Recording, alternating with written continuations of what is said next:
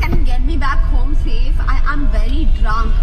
You don't worry, don't worry, don't worry, don't worry. I'm here. I will take you to your home back safe. মা কথা শুনেই বুঝতে পারে যে সে ঠিক অবস্থা নেই, তখন বলে ড্রাইভারকে ফোন দে। আমি নিয়ে আসছি ওকে, আমি বাড়ি পৌঁছানোর 5 মিনিট আগে আপনাকে কল করে দেবো, আপনি তখন আসবেন, ঠিক আছে? তখন ফোন আমি নিয়ে আমি ওনার মাকেও আশ্বস্ত করলাম যে আমি ওনাকে নিয়ে আসছি, আপনি নিশ্চিন্তে থাকুন। Can you help I me know, with that? Can you help me with that? I know you are drunk, beta. I am Please very- keep quiet. I will take you down. কিছুই না, আমার কাজ এক জায়গা থেকে আরেক জায়গায় পৌঁছে দেওয়ার, কিন্তু তার সাথে আমি কি করেছি, একটু এক্সট্রা আমাকে কেয়ার করতে হয়েছে। কারণ সেটাই যখন এত বেশি করে গ্লোরিফাই হচ্ছে, সব জায়গায় অ্যাপ্রিসিয়েট হচ্ছে, তখন তো পুরুষ হিসাবে আনন্দের থেকেও বড় ব্যাপার ভাবতে বাধ্য করছে যে সমাজটাকে হয়তো আমরা এই জায়গায় দাঁড় করিয়ে দিয়েছি যে এই ছোট্ট জিনিসটাকে এত বড় করে দেখতে হচ্ছে। এটা ছেলে করতে পারে না, আমরা তো ছেলেদেরকেও পাই, তখন তো এত আলোচনা হয় না। ড্রিঙ্ক সবাই করে আই গেস, এবার ছেলে হোক বা মেয়ে হোক, আমি এইটুকুই বলবো যে যখন আমরা বাইরে গিয়ে ড্রিঙ্ক করছি আমার লিমিটটা আমার জানা উচিত। কি সত্যিই তো আমি এক্সট্রা তো কিছু করিনি, যেটা কাজ সেটুকুই, শুধু একটু এক্সট্রা কেয়ারফুল হতে হয়েছে, এইটুকুই, আর কিছু না। তো এখন আর অত আর এক্সাইটমেন্ট নেই, জাস্ট একটা নর্মাল কাজ আমার মনে হয় সবার করা উচিত। উনি 41 বছর বয়সের মুন্না মল্লিক কলকাতার রাস্তায় রাতের পর রাত গাড়ি চালান। যদিও আজ তার নজর রাস্তার দিকে নয়, গ্যারেজে দাঁড়িয়ে থাকা গাড়িটার দিকে, কারণ এই গাড়িটাই তার রোজগার। 2020 সাল থেকে তিনি অ্যাপ ক্যাব চালাচ্ছেন, আর আগে ছিলেন সিকিউরিটি গার্ড। কাজের ফাঁকে পড়াশোনা চালিয়ে গেছেন, গ্র্যাজুয়েশন করেছেন, টেট পাশ করেছেন, এখনও অপেক্ষায় আছেন শিক্ষক হিসেবে নিয়োগের চিঠির। যে ভিডিও ভাইরাল হয়েছে সেখানে দেখা যায় নেশাগ্রস্ত এক তরুণী যাত্রীকে তিনি দায়িত্ব নিয়ে বাড়ি পৌঁছে দেন। ফোন বন্ধ হয়ে গেলে মায়ের সঙ্গে কথা বলান। সেই কাজই অনেকেই বলেছেন ব্যতিক্রমী, প্রশংসায় ভাসিয়েছেন সোশ্যাল মিডিয়া। মুন্না মল্লিক বলেন তিনি আলাদা কিছুই করেননি, শুধু নিজের দায়িত্বটাই পালন করেছেন।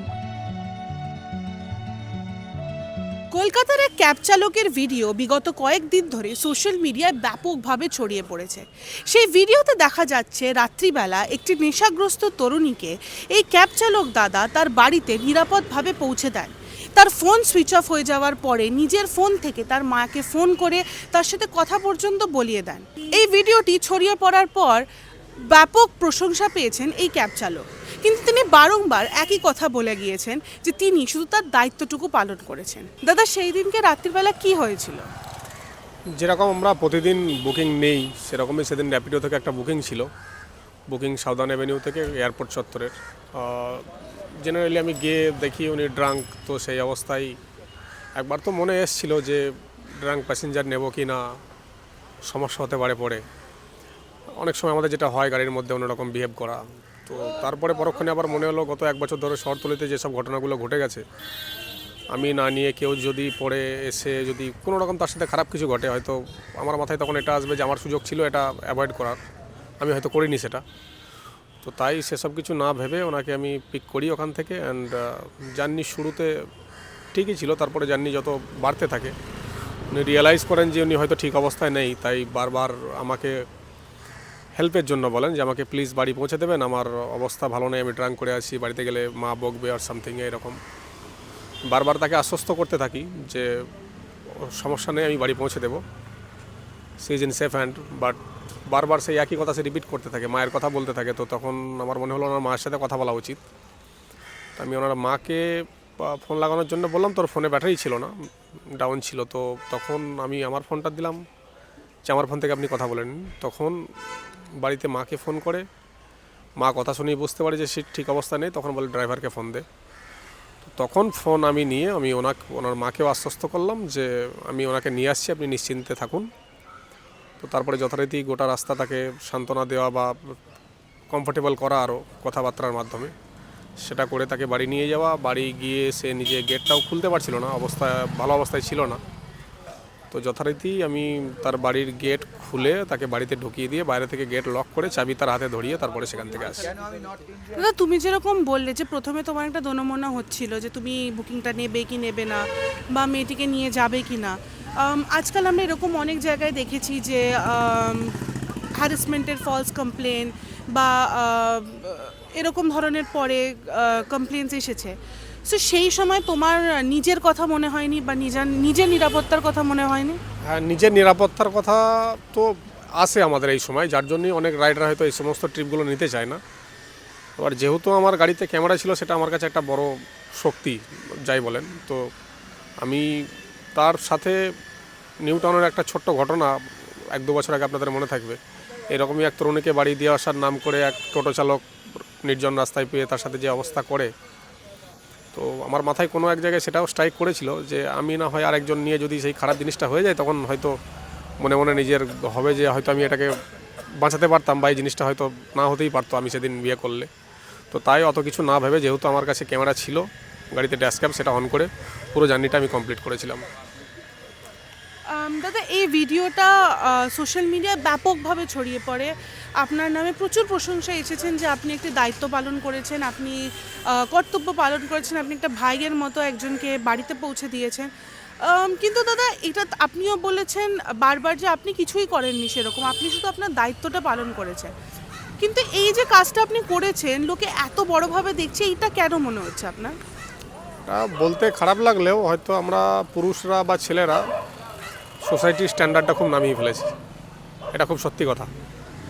আর কারণ এখন খুব বেয়ার মিনিমামটা অনেক বেশি করে গ্লোরিফাই করা হচ্ছে। আমি সেটা রিয়েলাইজ করছি যে কিছুই না, আমার কাজ এক জায়গা থেকে আরেক জায়গায় পৌঁছে দেওয়ার, কিন্তু তার সাথে আমি কি করেছি, একটু এক্সট্রা আমাকে কেয়ার করতে হয়েছে।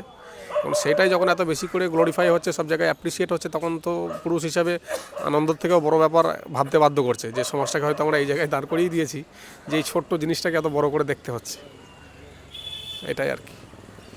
দাদা, এইটা তো সেদিনকার ঘটনা গেল। আপনি এই যে ক্যাব চালানো বা বিভিন্ন অ্যাপ ক্যাবের আন্ডার রেজিস্টার এই কাজটা আপনি কতদিন ধরে করছেন?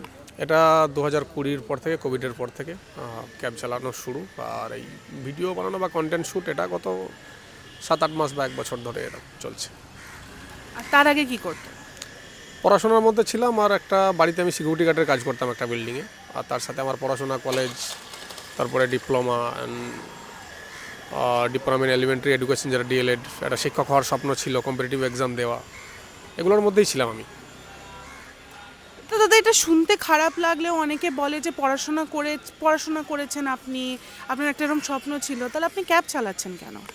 পেট তো আছে, পেট আছে, কিছু করার নেই।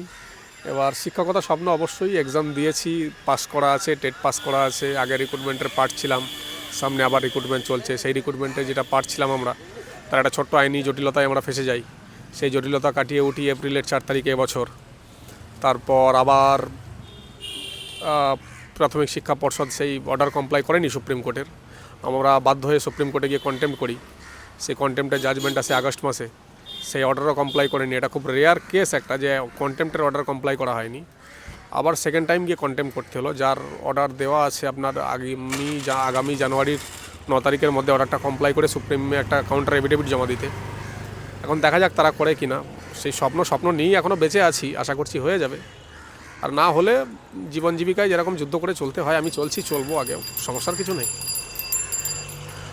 মুন্নাদা, আপনাকে দেখে অনেকে বলেছেন আপনি আপনার মধ্যে ইন্সপিরেশন তারা খুঁজে পেয়েছে নিজেদের বেটার কন্ডাক্ট করার জন্য সোসাইটিতে। কিন্তু আপনি এক্ষুনি নিজেই বললেন যে একটা ছোট্ট ব্যাপারকে অনেক বড়োভাবে গ্লোরিফাই করা হচ্ছে, এবং that is a telling tale of এখন সোসাইটির কীরকম কন্ডিশন হয়ে দাঁড়িয়েছে।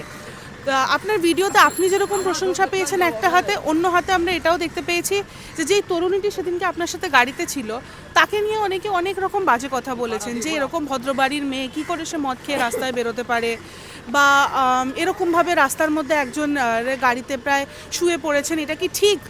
তো মানে এটা তো ছেলেদের সাথেও হতে পারে, এটা তো খুব নর্মাল একটা ফেনোমেনন। এটা ছেলে করতে পারে না, আমরা তো ছেলেদেরকেও পাই, তখন তো এত আলোচনা হয় না। ড্রিঙ্ক তো এটা একটু জেন্ডার স্পেসিফিক থোড়ি, ড্রিঙ্ক সবাই করে আই গেস। এবার ছেলে হোক বা মেয়ে হোক, আমি এইটুকুই বলবো যে যখন আমরা বাইরে গিয়ে ড্রিঙ্ক করছি, আমার লিমিটটা আমার জানা উচিত, সেটা ইরেসপেক্টিভ অফ জেন্ডার। কারণ হচ্ছে আমাকে যদি বাড়ি ফিরতে হয়, আর তার থেকেও বড় কথা আমি যদি একটা গ্রুপে থাকি, বন্ধুবান্ধবদের মধ্যে থাকি, তাহলে সেই বন্ধুবান্ধবদের একটু সচেতন হতে হবে। যদি আমার সাথে কোনো মেয়ে থাকে, তাহলে যখন আমার পারিপার্শ্বিক পরিস্থিতিটা এরকম, তখন আমার মনে হয় তার ফ্রেন্ডসদেরও আর একটু কেয়ারফুল হওয়া উচিত ছিল, যে তাকে বাড়ি পৌঁছে দেওয়ার যে অ্যাসিউরিটিটা, সেটা আমার থেকে বেশি হয়তো তাদের সেটা থাকার দরকার ছিল। না হলে জেন্ডার নিয়ে কিছু বলার কিছু নেই আলাদাভাবে। দাদা এই ভিডিওটা ভাইরাল হওয়ার পরে মানে তোমার প্রচুর ইন্টারভিউ হচ্ছে, লোকজন এসে তোমার সাথে কথা বলছে, এটা তো তোমার কীরকম লাগছে? আমি প্রথমে একটু খুব এক্সাইটেড ছিলাম, এই পজিটিভ কমেন্টস, এত চারিদিক থেকে মেসেজেস, ফোন, যাদেরকে আমি চিনি না, কাশ্মীর টু কন্যাকুমারী। তো what made me grounded is আমার মায়ের ফোন। মাকে ফোন করলাম আমি, যে এরকম চারিদিক থেকে অ্যাপ্রিসিয়েশন আসছে, ভিডিওটা তুমি দেখেছো? মা বলে কী হয়েছে, কী করেছিস? আমি বললাম এরকম একটা মেয়েকে এরকম বাড়ি দিয়ে এলাম, এই সবাই দেখছে ভিডিও। বললাম হ্যাঁ আমিও দেখেছি, কিন্তু আমি এক্সট্রা কিছু খুঁজে পেলাম না ওটার মধ্যে। যেটা করার দরকার বা যেটা দায়িত্ব সেইটুকুই করেছিস, তার বাইরে তো কিছু না। তো সঙ্গে সঙ্গে আমারও রিয়ালাইজেশন হলো কি সত্যিই তো আমি এক্সট্রা তো কিছু করিনি, যেটা কাজ সেটুকুই, শুধু একটু এক্সট্রা কেয়ারফুল হতে হয়েছে, এইটুকুই, আর কিছু না। তো এখন আর অত আর এক্সাইটমেন্ট নেই, জাস্ট একটা নর্মাল কাজ আমার মনে হয় সবার করা উচিত। দাদা এই যেদিনকে আপনি পৌঁছে দিলেন, সেই তরুণীটি বা তরুণীটির মা পরে আপনার সাথে কন্ট্যাক্ট করেছে, আপনাকে কিছু বলেছে তারা? না, ওনাদের সাথে আর কন্ট্যাক্ট হয়নি ওনাদের সাথে। এবার অ্যাপ ক্যাবে তো নাম্বার ওই রকম থাকে না, অ্যাপ ক্যাবে একটা অল্টারনেটিভ নাম্বার আছে কোম্পানির তরফ থেকে, আমার নাম্বার হয়তো ওনাদের কাছে ডাইরেক্ট নেইও, যার জন্য আর কন্ট্যাক্ট হয়। দাদা উইমেন সেফটি হচ্ছে খুবই একটা মানে ইম্পর্টেন্ট টপিক, আর it is a discussion of the hour. প্রত্যেক দিন আমরা দেখছি নারীদের প্রতি এরকম অনেক রকমের ক্রাইম হয়ে চলেছে, যেটা হওয়া হয়তো উচিত নয়। এরকম একটা টাইমে আপনি একজনকে দায়িত্ব নিয়ে বাড়ি পৌঁছে দিয়েছেন, যেটা নর্মাল হওয়ার কথা, কিন্তু সেটা নর্মাল নয়। That is a telling tale of the story society itself. এরকম একটা সময় দাঁড়িয়ে আপনি সমাজকে কোনো মেসেজ দিতে চান? সমাজকে মেসেজ এইটুকুই দেওয়ার, আজকে যদি এটা অ্যাপ্রিসিয়েট হয় বা মেয়েরা যদি আমাদের সাথে ভয় পেয়ে থাকে, তাহলে তার জন্য তো দোষী আমরাই, পুরুষ সমাজটা। তো ছেলেদের শুধু ট্যাক্সি চালক বা এই ধরনের প্রফেশনের সাথে যুক্ত শুধু তাদের নয়, সমস্ত পুরুষ সমাজই বলেন, ছেলেরাই বলেন, আমি তাদের প্রতি একটাই বলবো যে যেটা আমি করেছি খুব বেয়ার মিনিমাম ছিল, তো এটাতে যদি এত অ্যাপ্রিসিয়েশন পেয়ে থাকি, তাহলে আমার মনে হয় এই বেয়ার মিনিমামটুকু যদি আমরা সবাই একটু একটু করে করতে পারি, একটু কেয়ারফুল হই, একটু রেসপেক্টফুল হই, তাহলে হয়তো সমাজটা আরও বেশি নিরাপদ হতে পারে বাকিদের জন্য। তিনি যেটা বললেন কোট আনকোট বেয়ার মিনিমামটুকুই করেছেন, এবং সমাজের কাছে এই আর্জিটা রেখেছেন যে প্রত্যেকটি অ্যাপ ক্যাব চালক বা রাস্তার পথ চলতি যে কোনো মানুষ যদি তাদের তরফ থেকে বেয়ার মিনিমামটুকু করতে পারে, তাহলে সমাজটা হয়তো আরেকটু সেফ হবে, নারী পুরুষ উভয়ের জন্যই। কলকাতার ল্যান্সডাউন থেকে ক্যামেরায় অর্ক সাহার সাথে আমি Titas, news the truth, NTT বাংলার জন্য।